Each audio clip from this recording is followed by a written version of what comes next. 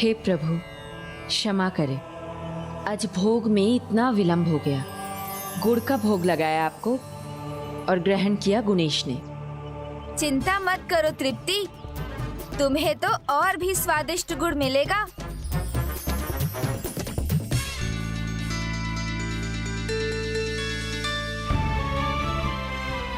हे गजानन, हे गजमुख, गुड़ के इस भोग को स्वीकार कीजिए। चलो अब गुड़ खाते हैं। नहीं नहीं, अभी तो दंड पाए बिना छूटे हो और फिर से वही भूल करना चाहते हो। इसमें कैसी भूल है? माता ने कहा था ना, हे गजमुख, गुड़ स्वीकार करें। देखो मुझे, ध्यान से देखो, बड़े बड़े कान हैं, लंबी सूंड है। ऐसे कान और सूंड किसके होते हैं? गज के। तो मैं गजमुख हुआ कि नहीं?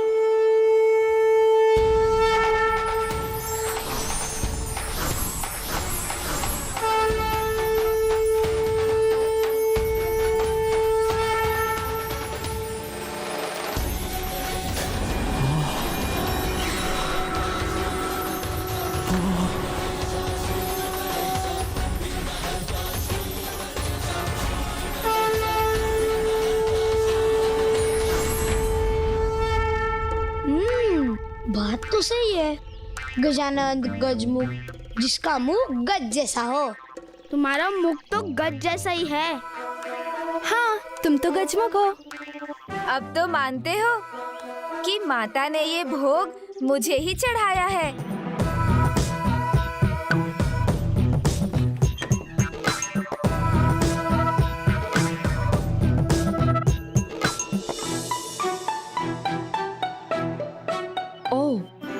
इस भाग दौड़ में मैं तो भंडार बंद करना ही भूल गई।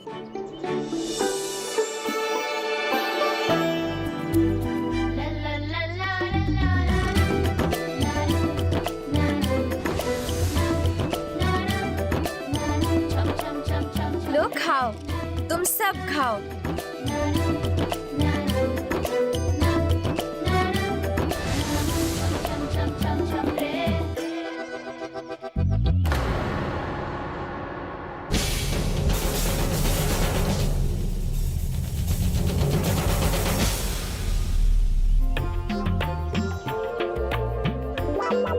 माता, आप भी थोड़ा प्रसाद लीजिए ना।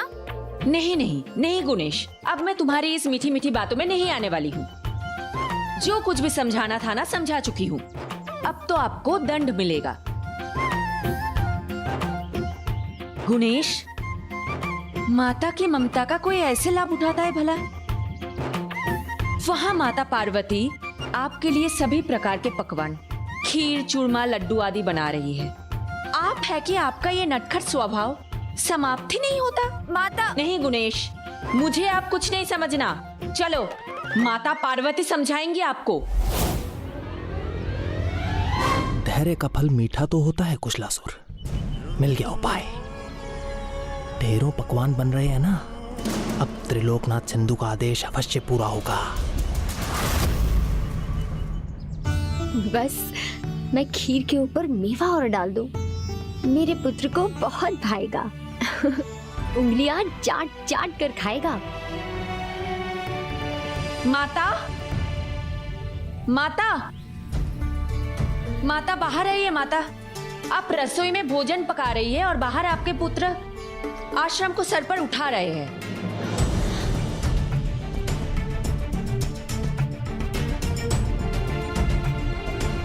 माता, यदि आपके पुत्र गुणेश को छुप छुप कर भगवान को चढ़ा गुड़ ही खाना है, तो आपके इतने परिश्रम से स्वादिष्ट पकवान बनाने का क्या लाभ?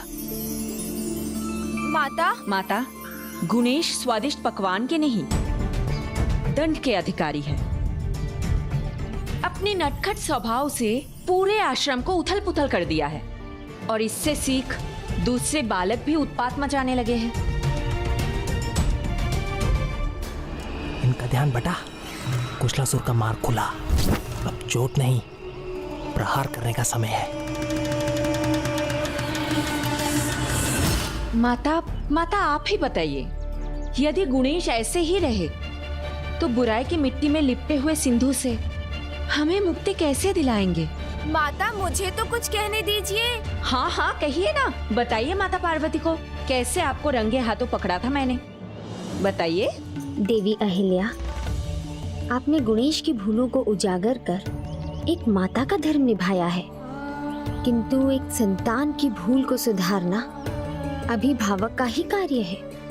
यदि हमें इसे दंडित करना भी पड़े तो हमें पीछे नहीं हटना चाहिए। किंतु एक बालक को भी तो अपनी बात रखने का अधिकार है ना, उसे कहने दीजिए जो वो कहना चाहता है। मैंने कुछ नहीं किया, गुरु माता ने जो समझाया वो समझकर मैंने तो वही उठाया जो मुझे दिया गया था। अच्छा, मैंने कब समझाया? मैंने कब कहा कि गुड़ आपके लिए है? हाँ देखिए, आपने गुड़ भोग में चढ़ाया था ना, भोग चढ़ाते हुए किसका नाम लिया था? गजानन, गजमुख, ये भोग स्वीकार कीजिए ऐसा कहा था ना। और इस आश्रम में गजानन भी मैं हूँ और गजमुख भी। अच्छा, तो गजमुख, गजानन, श्री महागणाधिपति जी और आप एक नटखट गजमुख बालक एक समान है। देवी अहिल्या, प्रभु महागणाधिपति जी के प्रति आपकी भक्ति को मैं समझती हूँ, किंतु आप भी तो चाहती हैं ना कि गुणेश प्रभु महागणाधिपति जी के अवतार के रूप में सिंधु का संहार करे। फिर आप दोनों में भेद क्यों कर रही हैं? और यदि ये मात्र एक बालक ही है तो इसका नटखट स्वभाव तो स्वाभाविक है ना।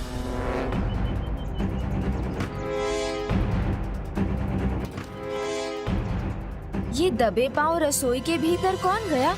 पुत्र, जो कार्य अनुचित है वो अनुचित ही होता है, फिर उसे कैसे भी क्यों ना किया जाए। किंतु जो कार्य सही है, यदि उसे अनुचित प्रकार से किया जाए तो वो अनुचित ही होता है। गुड़ खाने में कोई दोष नहीं, किंतु तुमने गुड़ बिना पूछे उठाया, वो अनुचित था। सही तो ये होता कि तुम्हारा गुड़ खाने का मन है और तुम माता अहिल्या से गुड़ मांग लेते, वो स्वयं तुम्हें दे देती। पुत्र, अब जब भी तुम्हें भूख लगे या कुछ खाने का मन हो तो मुझसे या माता अहिल्या से मांग लेना। रसोई घर में इस प्रकार प्रवेश कर ये करना क्या चाहता है?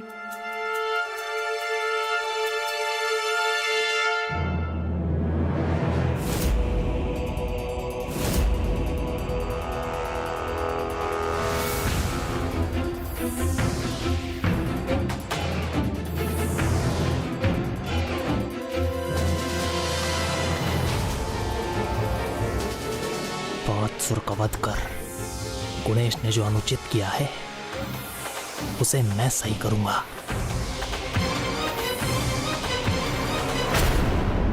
इसने तो सारा भोजन विषैला कर दिया।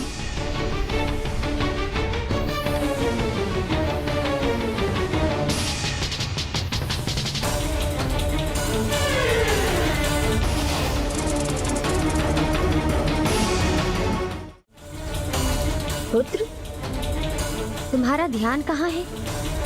तुम्हें समझ में आया जो मैंने समझाया? हाँ माता, मैं समझ गया। तो अब तो तुम्हें भूख लगी होगी ना पुत्र? मैंने तुम्हारे लिए ढेर सारे पकवान बनाए हैं। सब मेरे लिए ही पकाया है ना माता? हाँ पुत्र, सब तुम्हारे लिए है। तो मैं जितना चाहूँ उतना खा सकता हूँ? हाँ पुत्र, क्यों नहीं? मेरे पेट में तो भूख के कारण कोलाहल मचा हुआ है। बस आप भोजन परोस ही दीजिए।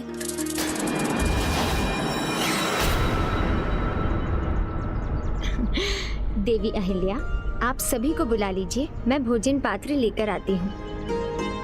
अब यहीं रहना पुत्र, हम दोनों अभी आते हैं।